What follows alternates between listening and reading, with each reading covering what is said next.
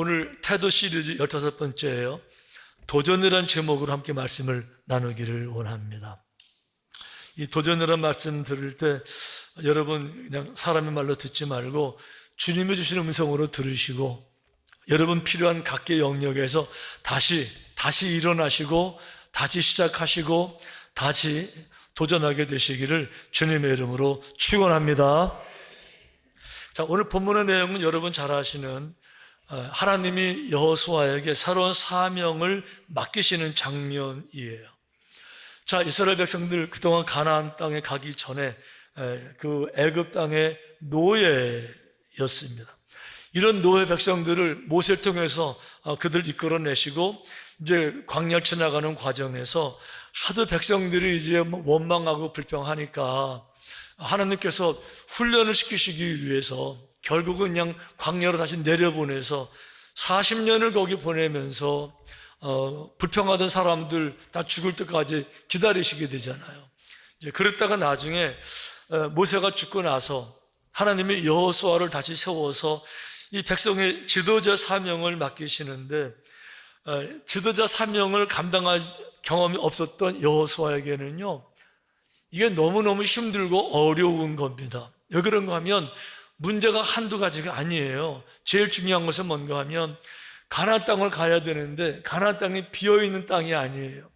아무나 가서 앉으면 되는 이런 땅이 아니고 그 땅에 이미 원주민들이 살고 있고, 더 중요한 거, 가나안까지 가는 모든 그 길목들이 역시 비어있는 땅이 아니고 모든 지역마다 이미 나라들이 다 있거든요. 이런 상황 가운데서 그 나라들하고 이제 협상을 해야 되는데 그 나라들이 알았어요, 비켜줄게요, 지나가세요, 이래가지고 길을 열어주면 지나가지만 어떤 민족은요 못 지나가, 이렇게 되잖아요.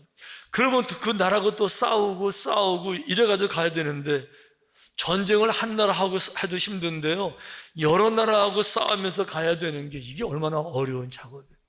근데 더 큰 문제는 내부적인 문제였었어요. 왜 그런가 하면 이스라엘 백성들 그동안의 모습은요, 아니 같은 민족이잖아요. 똑같이 꿈을 가지고 나아가는 거잖아요. 하지만 전혀 훈련이 되어 있지 않기 때문에 조금만 불평해도, 조금만 마음에 들지 않아도 자기들 생각에 이해가 안 되면요 그냥 있지를 못하고 툭 던지는 말이, 이게 너무 무서운 말입니다. 괜히 왔다예요. 잘못 왔다예요. 속았다예요. 누구한테? 모세에게. 그러니까 모세를 돌로 쳐서 죽이고 다시 돌아가자. 차라리 옛날처럼 가서 애굽의 노예로 사는 게 훨씬 편하겠다.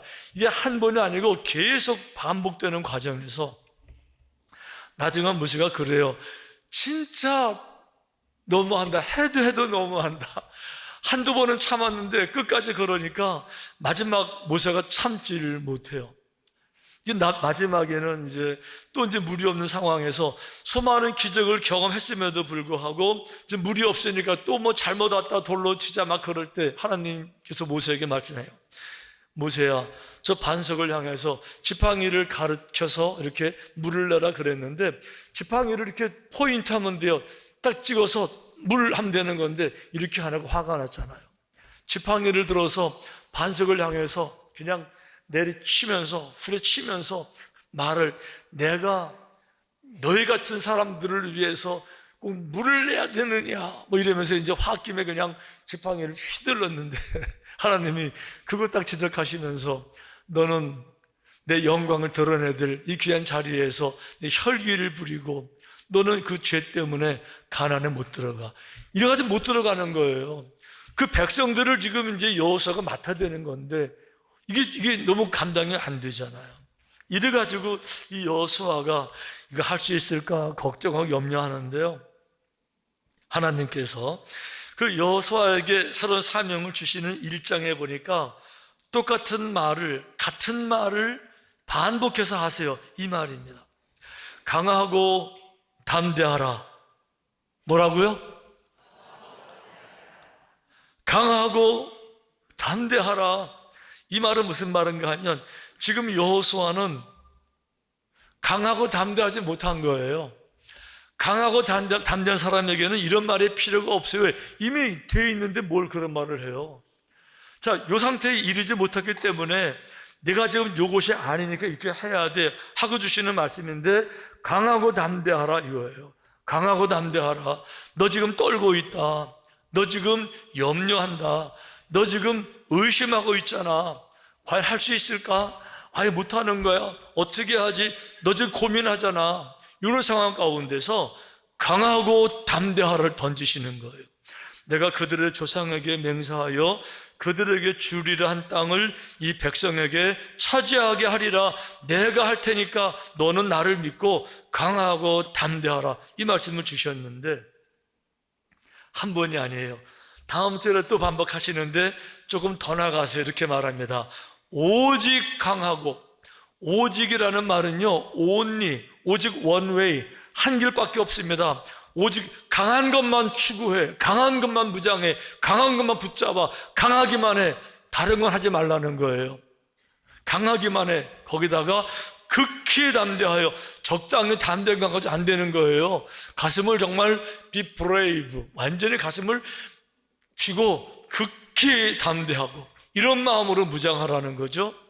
나의 종 모세가 내게 명령한 그 율법을 다 지켜 행하고 우로나 좌우로 치우치지 말라. 이럴까 저럴까 염려하지 말고 말씀, 정말 말씀만 바라보고 말씀만 붙잡고 나가라.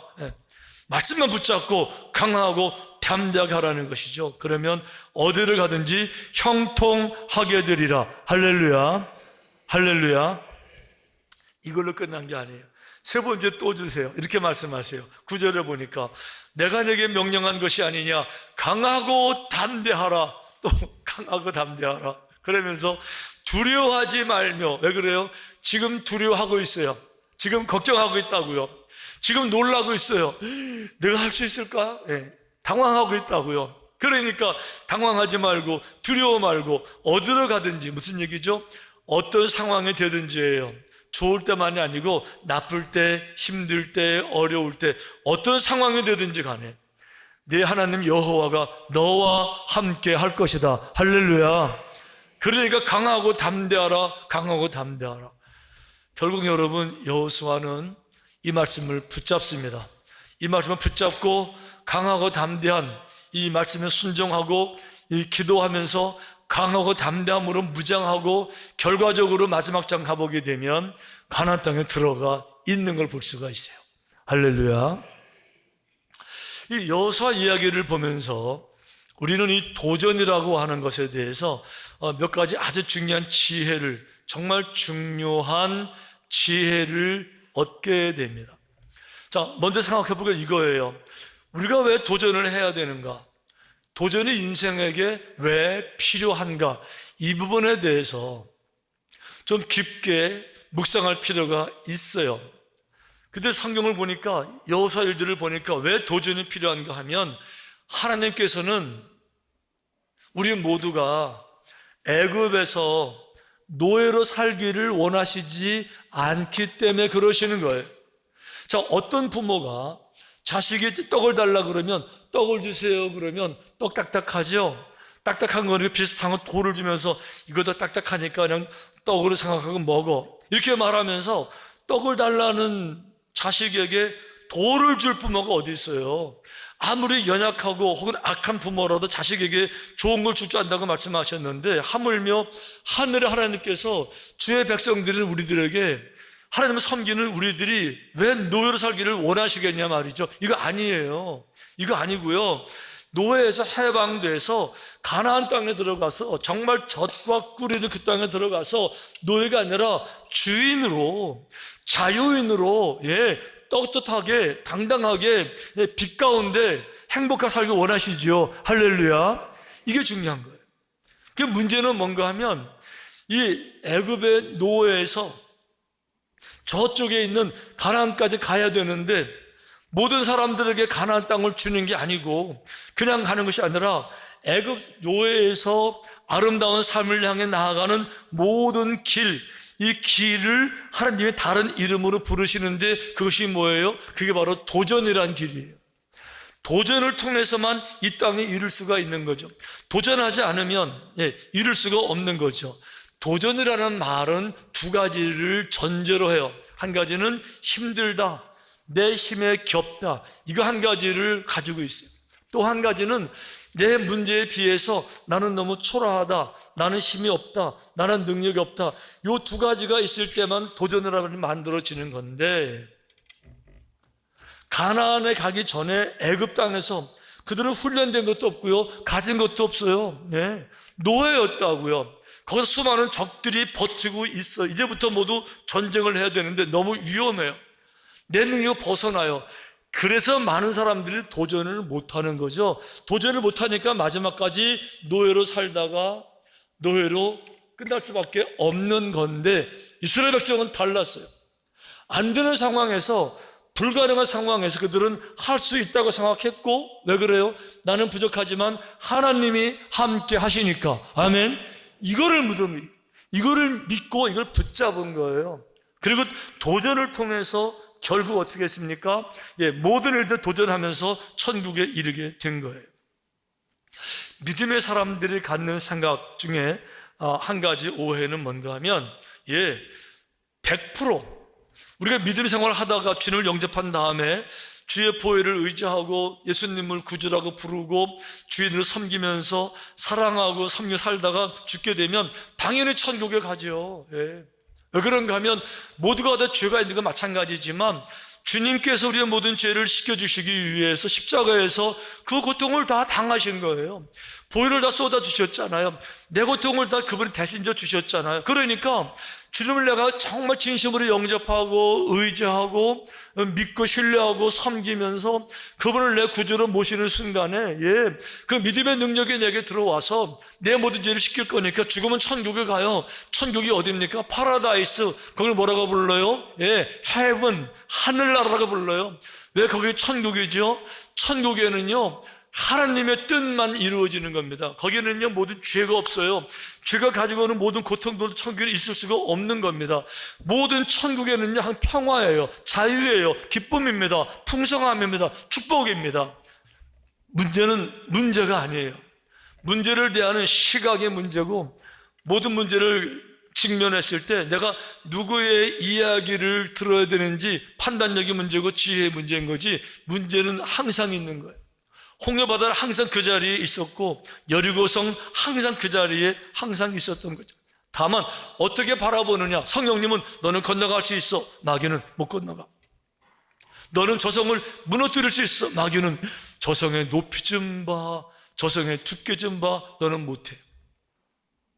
이런 상황 가운데서 누구의 말을, 누구의 음성을 귀담아 듣고 그 음성을 붙잡고 그 음성을 순종하느냐, 이것이 사람의 삶의 진로를 결정하는 아주 중요한 요소가 되는 거죠. 여러분, 못한다는 거요 마귀 생각이에요. 아멘? 아멘? 적당히 해, 이제 그만해, 이제 포기해, 너 못해. 그 말에 속지 않게 되시기를 축원합니다. 축원합니다. 중요한 거는 도전해야 되는데, 그럼 도전을 어디다가 하느냐, 누가 너 도전장을 내미느냐. 홍해바다에 여리고성의 원수에게 적에게 아니고요, 도전장을 제일 처음에 내야 되는 건 항상 자기 자신에게 도전장을 내는 게 가장 중요해요. 왜 그런가 하면 원수가 내 집안 식구네라고 말씀 나오는 것처럼 원수가 내 집안 식구 안에 있어요. 다른 말로 말해볼게요. 내 인생의 최대의 적은 외부가 아니라 나 자신일 수 있는 거죠. 진짜 내 인생을 가로막는 것은 다른 게 아니고 내 생각, 내 판단, 내 선입견, 내 게으름, 육체 안일함. 내가 내 인생의 원수일 수가 있어요. 아주 중요한 겁니다. 이 부분을 성경은 이렇게 말하고 있습니다. 자기의 마음을 다스리는 자는 성을 빼앗는 자보다 나으니라. 보세요. 성을 빼앗는 것은 우리 용사라고 부릅니다. 훌륭한 장군만 성을 뺏는지 알아요. 그런데 성을 뺏는 장군보다 더 뛰어난 사람은요, 자신의 마음을 다스리는 사람이 진짜 훌륭한 사람이다, 진짜 용사다, 진짜 힘 있는 사람이다. 할렐루야. 이게 무슨 말인가 하면요, 사람이 생각과 마음이 다른 거예요. 생각은 논리적인 겁니다. 생각은 분별해 있어요. 그래서 어떤 것이 옳은지 생각으로 딱 감이, 이것이 옳은 길이고 이거 내가 해야 돼요. 이제 알겠어요. 아는데 마음은 달라요. 마음은 현실을 돌아보니까 이렇게 추운데, 이렇게 피곤한데, 이렇게 할 일이 많은데, 이렇게 바쁜데, 내가 뭐 어쩐데, 이래 가지고는요 머리로는 아는데 마음이 안 따라줘요. 항상 거기서 이렇게 머리로 아는 거는 알지만 행동으로 왜 못 옮기죠? 항상 이 마음이 핑계를 만들어내는 거예요. 핑계를. 뭐 이래서 안 되고, 저건 저래서 안 되고, 뭐 이래서 못하고 저래서 못하고. 그러니까 이게 항상 문제가 되잖아요. 예를 들면 그런 거죠. 그 중에 하나가 게으름인데 육체의 안일함 이러는 거잖아요. 학생들이 공부할 때도요, 머리는 알아요. 지금 이제 공부해야 되는 거. 왜? 저 고3이잖아요. 그리고 공부해야 되잖아요. 그러니까 이제 뭐 잠 안 오는 약도 먹고요. 뭐 어떤 애들은 뭐 커피도 마시고요. 머리 이렇게 찔찔끔 묶고요. 내가 좀 공부하리라고 이렇게 했는데 한 조금 지나가면 이제 눈이 감기고 뭐 이렇게 되면 뭐라 그래요? 몇 번 이렇게 하다가 내가 오늘은 자고 내일부터 해야지.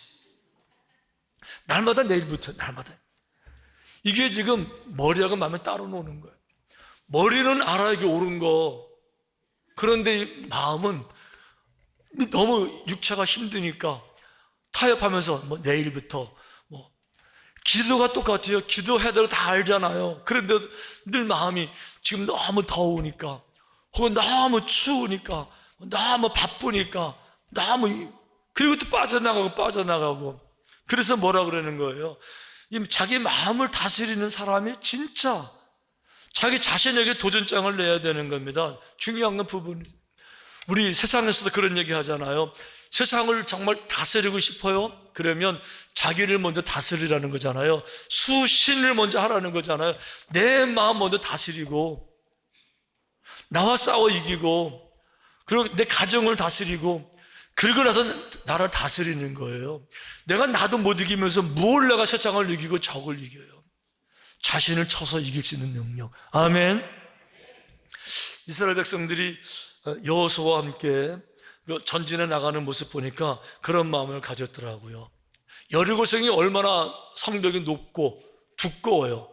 이거 안 무너지는 성이잖아요. 근데 정말 그 성에 대한 도전을 할 때 어떻게 합니까? 성경이 이렇게 되어 있어요. 일곱째 날 새벽에 그들이 일찍이 일어나서 전과 같은 방식으로 그 성을 7번 도니. 자, 보세요. 일곱째 날 새벽, 일곱째 날 언제요? 새벽이에요, 새벽. 해 뜬 다음은 새벽이라고 부르는 게 아니에요. 훤하게 동토하면 새벽이라고 부르는 게 아니에요. 아직 캄캄해야 새벽이라고 부르는 거예요.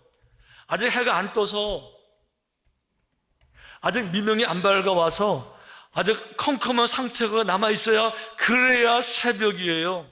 이거를 두 번 강조. 하나는 새벽에 또 일찍 일어나서, 해가 뜬 다음에 일어나는 게 일찍이 아니에요. 밖에 허원하게 밝아올 때 일어나는 거는 일찍이 아니에요. 아직 캄캄할 때, 그때 일어나는 게 일찍인데 백성들 다 같이 일어났어요. 다. 온 백성이 다 일어나서 성을 7번 돌았어요. 무슨 얘기입니까?